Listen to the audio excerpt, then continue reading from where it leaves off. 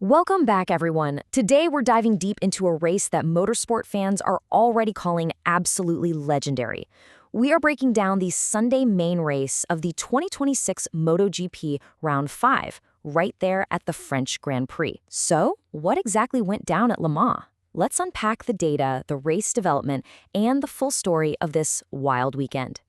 But before we get into the nitty-gritty details, I just want you to keep this simple sequence in mind. 1, 2, 3.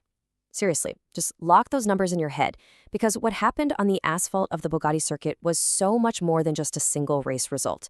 It's literally going down in motorsport history. We'll get into the jaw-dropping meaning behind those numbers in just a bit. Okay, here's our roadmap for today. We'll start with the stage at Le Mans, move into how the main race unfolded, look at the final results, and then finish up with the updated championship point standings. Section 1. The stage, Le Mans at the Bugatti circuit. Right off the bat, the riders were dealing with total unpredictability from Mother Nature. We're talking a sudden downpour right before the race, followed by a rapidly drying track. A classic, incredibly sketchy damp setup. Air temp was sitting at a cool 20 degrees Celsius, and track temp was just barely higher at 22. So you can imagine, right up until the lights went out, the riders and their engineers were agonizing over their tire choices. It was a completely nerve-wracking situation on the grid. And adding to that chaos is this really fascinating new Michelin front tire exception introduced for 2026. Now, normally, teams only get 2 front tire specs to choose from, but for 5 specific tracks known for extreme weather volatility like Le Mans, they actually allow 3 specs for safety. This special rule threw a massive strategic curveball into the paddock just moments before the start. All right, Section 2. Main race development, a relentless pursuit. Let's see how this all played out on the track. The whole narrative of this race was just relentless chasing. Marco Bezzecchi launched from the front row, absolutely nailed the whole shot, and took control early on. But honestly, the real star of the show here was Jorge Martin. Starting all the way back in 7th, he just tore through the pack. By the mid-race point, he was picking off rivals left and right. And then, with just 3 laps to go, talk about a climax, he finally pounced on his own teammate Bezzecchi to steal the lead. It was wild.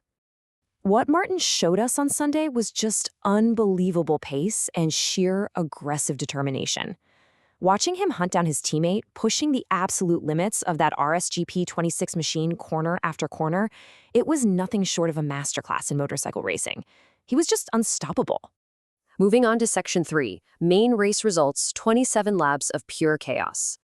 So, after the dust finally settled, here's your top 10. And just look at those gaps. The top 3 riders finished within less than a second of each other. I mean, talk about a photo finish.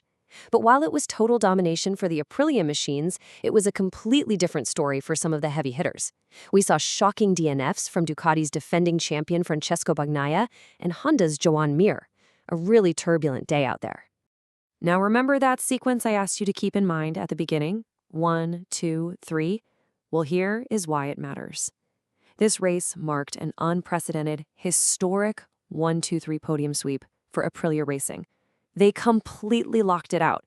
It was an absolute statement to the world about just how perfected their bikes are this season. And we absolutely have to talk about Io Ogura. Riding for Trackhouse Aprilia, he tapped right into that dominant Aprilia performance to secure 3rd place. Guys, this is massive. He is the first Japanese rider to stand on a Premier Class MotoGP podium in 14 years. What an incredible, historic ride for him. Section 4. The latest points ranking and the direction of the championship. Let's take a look at the updated standings after round 5. As you can see, Aprilia's Bezzecchi and Martin have completely taken over the top 2 spots.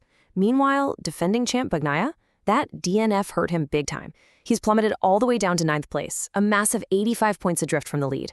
Marc Marquez is also sitting in 7th with 57 points. The landscape has totally shifted. But the most intense storyline going forward is right here, the number 1. Right now, there is only a razor-thin 1-point margin separating the championship leader Bezzecchi from Martin. We are watching 2 guys on the exact same Aprilia machinery, locked in an absolutely fierce, zero-compromise battle for the title. So, as the factory teams scramble to find answers before the next round, you really have to ask yourself, can anyone actually catch these runaway Aprilias? Or is the 2026 season already slipping out of Ducati's grasp?